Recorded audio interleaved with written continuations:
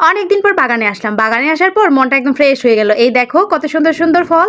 তোমরা কি ভাবছো এটা কি আপেল? একদমই না। এটা হচ্ছে পিচ ফল। এটা খেতে ভীষণ মজা। আর ভিতরটা তোমাদের আমি দেখাচ্ছি। এই দেখো আমি ভালো করে ধুয়ে নিচ্ছি। এখন এগুলোকে আমি ভালোভাবে ছুলে নিব। বন্ধুরা তোমরা হয়তো জানো না এই ফলটা দিয়ে অনেক মজাদার একটা আচার তৈরি হয়।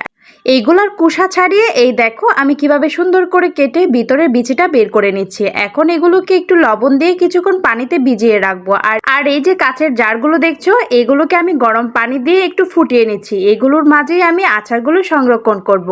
এখন আমি পিচ ফলগুলো একটা একটা করে এটার ভিতরে দিয়ে দিব। আর এই দেখো কিছুটা চিনি আমি দিয়ে দিচ্ছি। চিনির দানাগুলো কিন্তু ভীষণ বড় বড়, এটা অন্য জাতের চিনি। হ্যাঁ, এখন আমি এগুলোকে একটু ভাপে দিয়ে দিচ্ছি, তাহলে আমার আচার তৈরি হয়ে যাবে।